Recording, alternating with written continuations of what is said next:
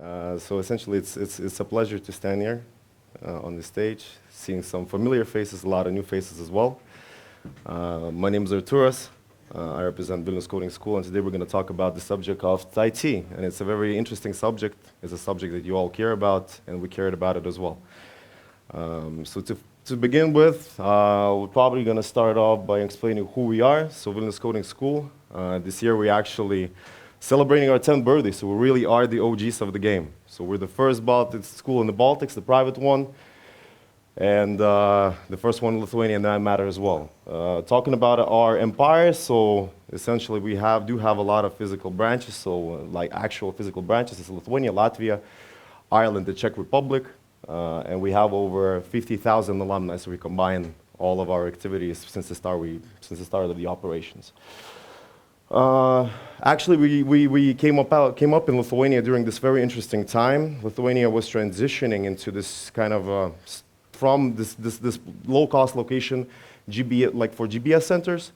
The product started developing end-to-end in Lithuania. So we kind of saw the need, we saw the opportunity that education should be privatized in some sense. Because before, it used to be that education was only available for those seeking or choosing this usual route, 3 years at university, and essentially that's it. And we disagree with that. We try to kind of disrupt the system and have been doing this ever since. We have subsidiaries, so essentially our plus one to the party. So we have K2 College, is a startup that focuses on mental health and education. We have BKA, Baltics Computers Academy, which is another company of ours. It focuses on IT certifications like Microsoft CompTIA. And Startup CV, so essentially we find the young bloods. What we do is essentially it's a job portal for juniors. And one way to give back to the community is actually we are the organizers of Tech Muge, which is happening this Saturday. I'll come back to that in the end. Because what else would you go? This is the place where the magic actually happens for guys like yourself. And I hate presentations, especially those where it's only theory. Like I'm going to talk from my personal experience, and also like because we organize Tech Muge, so our usual guys who do the presentations could not commit. But yeah, so that's me. If you want to add me on LinkedIn or something, I'm a political science major. My experience is I worked for British Council, actually lived in Nepal for like half a year, worked for the European Commissions when I came back to Europe. Then I worked at the investment attraction agency called Invest Lithuania for a few years, and later on I actually became a Lithuanian diplomat, focusing on economics. So essentially my skills were, I was building bridges. I was kind of, I had those ideas how to connect to people, and I utilized that. I had a broad sense of how economics work, but I was still not happy. And that was the essence of how the change came about, essentially. Why I got out, essentially. The fucking money first, right? A lot of us, especially in the 30s, you want to make a lot of money. And I think like the governmental sector, the public sector was not giving me that opportunity. You know, when you're young, you try and like build capital and invest all those sorts of things, especially important in your 30s and almost going to 40s. This was not a perfect fit for me, so I thought that this got to change. Slow career development, so I had no clear upward trajectory, or at least it was a very slow one. When you work in the public sector, it's actually happening very, very slowly, whereas in technology, it happens quite rapidly, depending on, circumstances. Same door, same faces, same results. So it's just a natural curiosity of a person. You want to have an exciting life. You want to have something that fuels your life in general, and you want to do, commit to a meaningful project. So one was monetary, other was personal, and the third one was like, skills-based, essentially. And a lot of people actually stumble onto this. And when I talk about things as such, I actually refer to this one theory by actual very, very famous neurologist, James Austin, and he has a very interesting book called Chase, Chance, and Creativity.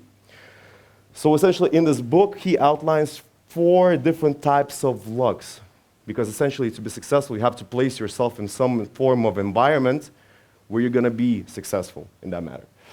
Blind luck.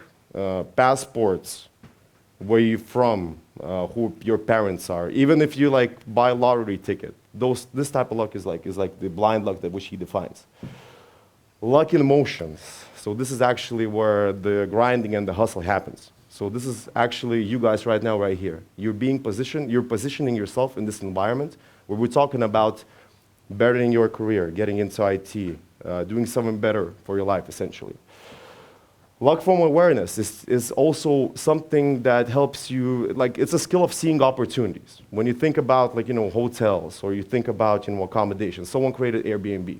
If you think about even like locally, if we talk about, just taxis, cabs, someone created, like CityBee. Those types of awareness, or even like smaller things, just seeing the opportunities and penetrating those opportunities.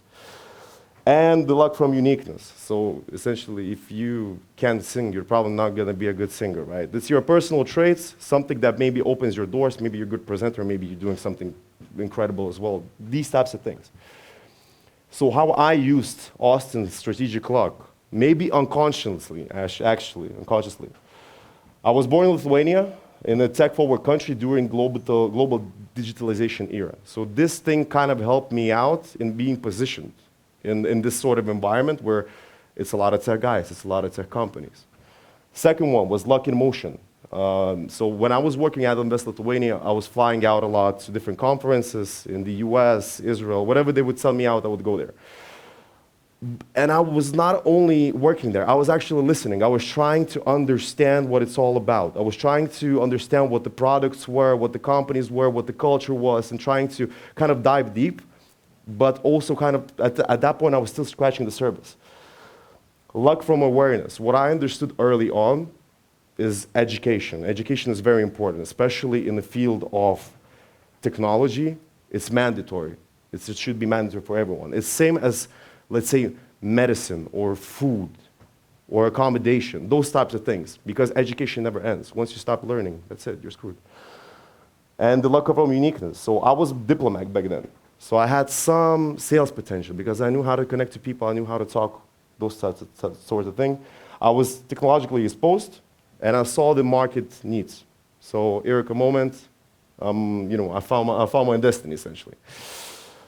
So that's, what do we define as success by Vilnius Coding School after we have worked with thousands of people, actually? So we define it similarly to as going to the gym.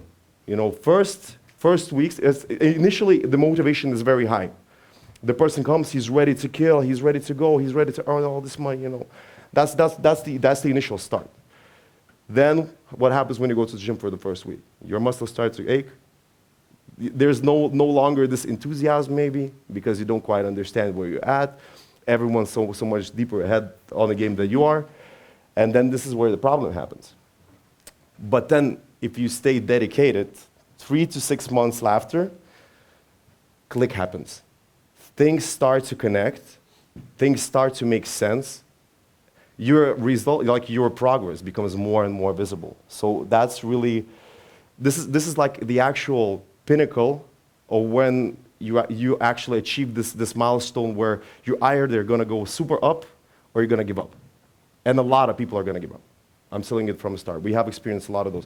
So what's the key aspect of it is the marathon mindset. You have to understand that this is a full-time commitment, or this is never going to work.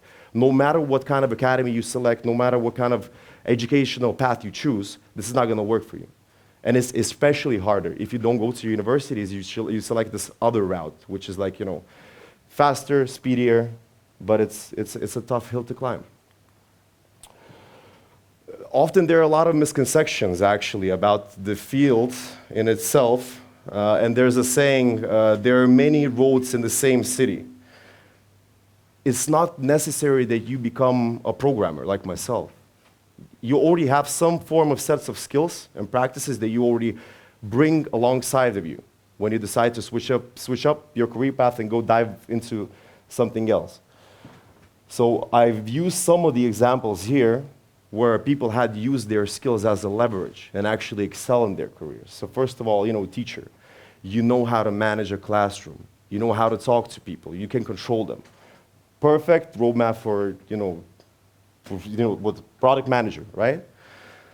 The next one is military. Actually, very interesting one. I've learned it firsthand when I was going to Israel within West Lithuania, because there's a lot of military guys, and they end up working for the government, actually in the sphere of IT, as cybersecurity specialists, because you understand how to work with the systems. like very systemic thinking, very analytical thinking, or in that sense, develop engineers.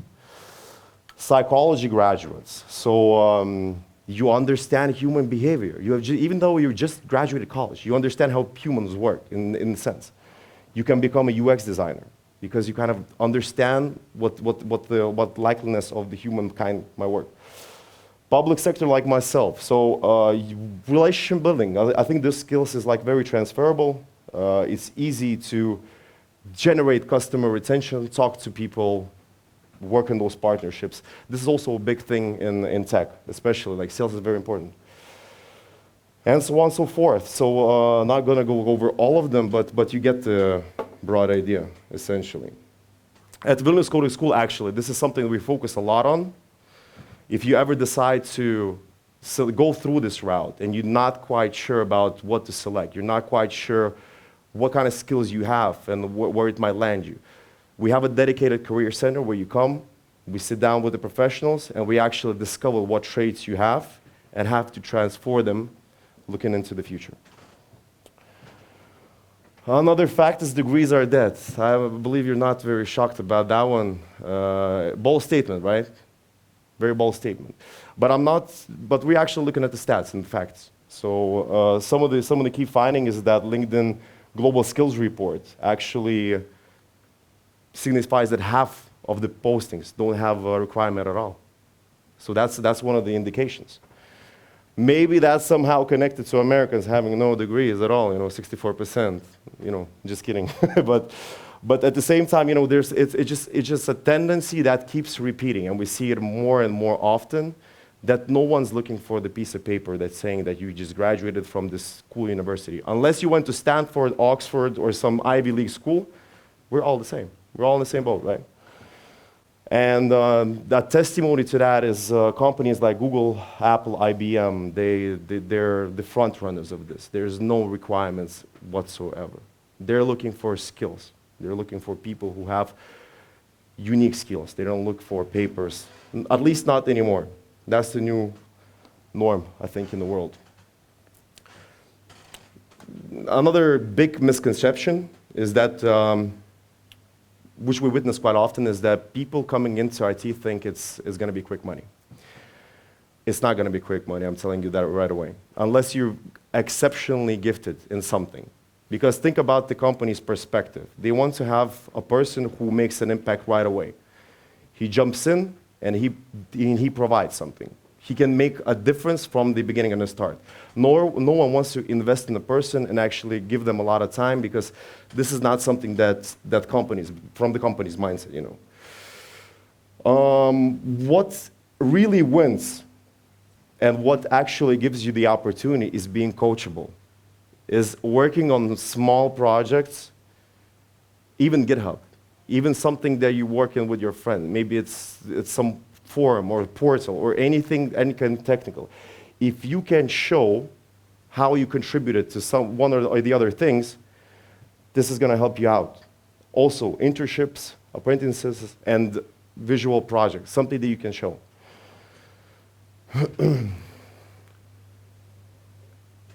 Yeah, and another analogy is you can't really bench 100 kilos if you practice once a month. You have to put in the work. Is it too late to start after you are 30? I see a lot of young people in the room, so I think it's not really relevant, but the common answer is it's not. Because we're looking at the statistics of Vilnius Coding School and all of our international branches. So usually the people who reskill, they're from within the age gaps of 30. They're in their 30s or 40s. So that's an indication that it's actually, you can use your age to your advantage. Because you already have a set of skills, you already did some past works, maybe you have good work ethics, you have experience in working with people, and a lot of different skills and attributes. Use them, because those are very, very important. But you must map it, because essentially it's very hard to excel in your career if you're just blindly going somewhere but not really understanding what the end goal is. End goal has to be the priority. You have to understand, at least vision it, because without the vision, nothing is going to work. Like everywhere in life, actually,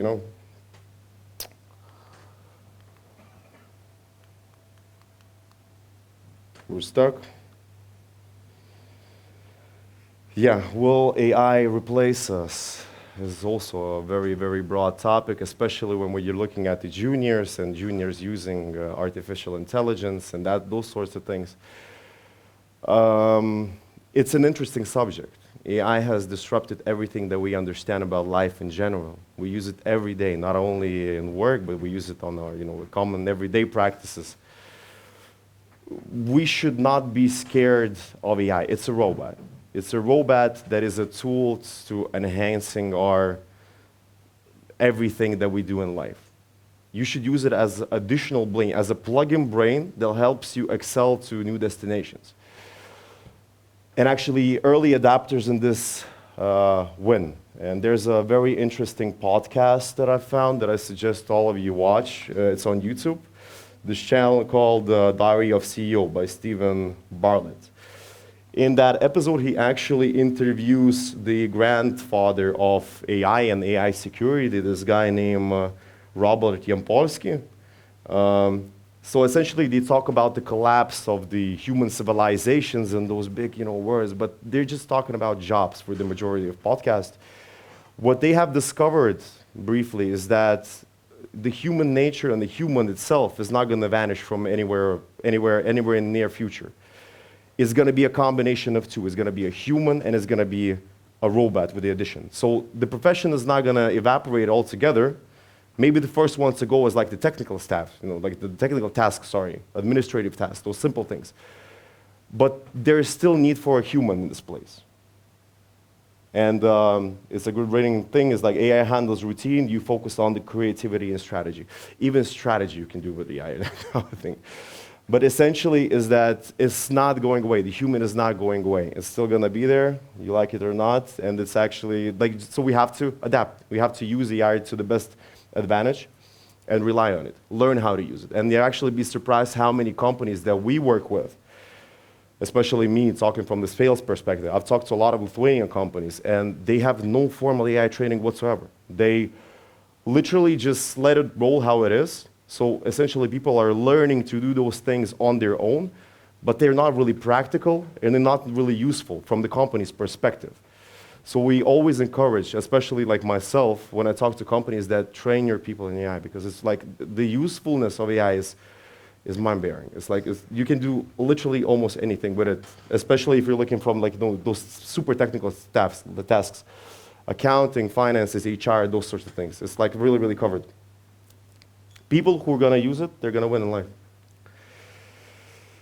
So to sum it up, some of the things we talk about, if degrees are useless when it comes to employment, how to get recognized, what sorts of things would interest an employer. So if we're looking from like a technological perspective, you can do a variety of things, but it has to be measurable. It has to be, I did this on this project, and it led me to actually having some form of outcome. So let's say an example, you have a small coffee shop, or your friend has a small coffee shop, or your neighbor is a small coffee shop, whatever that might be. And you made like one simple chart from their receipts. They moved to 2 shifts, or you kind of allowed them to retransform their business, or maybe show create some gadget or some app for them. This is beautiful. This is really, really cool. If there's, you can also fix like UX problems. So let's say your friend has an e-shop and he had a long checkout. He was losing customers in the process of checking out. You can say that we cut the line from, let's say, 12 to 5 boxes, and the output was he was generating more cash. And this can be transformed to both automation and other more complex solutions. So the real success formula, what actually works, is that you have to find the combination between what you like and what's really practical. You have to end up, as I was saying in the beginning of the presentation, you have to extend your luck surface. You have to read a lot about the opportunities that are coming up. If it's AI, then do something related to AI. If it's marketing, get into marketing. But don't half-ass it. You have to dive deep, and you have to actually dedicate yourself to it. What we also have noticed at Vilnius Coding School is that daily reps, doing maybe 10 times, like every single day doing 15 minutes, always outbeats big sprints. It's always gonna outbeat like 6 hours on a Saturday, because that's not how our human mind processes information. So you have to kind of create yourself and put yourself in this environment where you're in constant sprint, because it's gonna be hard. I'm telling you from the beginning, it's gonna be hard, but if you're gonna devote yourself to it, it's gonna pay off. Do it in public. Again, we're coming back to the example of the gym or any other sport, I would say. If you start announcing that you're doing it, maybe posting about it or talking about it or letting your friends know about some of the changes in your life, you commit to it yourself even more. I don't know if it's a psychological thing, but it is just how it works. That we noticed it from our students, that once they start kind of posting to it, like the frequencies in your mind, they change, and you kind of dive into it yourself. And it breeds, it allows you to not give up. I would put it this way. And measure what matters. We already discussed what matters. Projects that you've actually contributed to, put them on. Talk about them. Yeah, so, and the last one is I put a Scarface reference, not endorsing any career choices here, but essentially no one will hand you this. It's not an easy road, especially if you're not looking at it from the traditional perspective going to uni. Do not have assets. This is how people actually fail. If you do it, you have to do it right. So again, coming back, you have to have a vision. You have to talk to specialists like ours, or Artūras College in that matter. Anyone in the field is going to help you out to be successful, and they're actually great people. Do it every day. If you're starting to learn something new, keep it a repetition. And final one, I don't know how to convince it to you, but this is your life. This is the only life you have.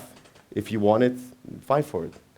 And actually, this Saturday, we do have an event. If you scan it, the participation is free. It's the biggest tech careers fair in the Baltics. We are the organizers of that. Come meet us. Talk to our consultants. Talk to the career development consultants. Talk to the companies. Just hang about. And I think like by putting yourself in this situation, you're already putting yourself in a sweet spot. At least you're being better than someone else at that stage. Yeah, so that's it. Thank you for coming to my TED Talk. That was brief. I didn't want to lose you, and yeah, good luck with the networking. And actually, you're on a good path as long as you're here. I think great things will happen. Thanks, appreciate it.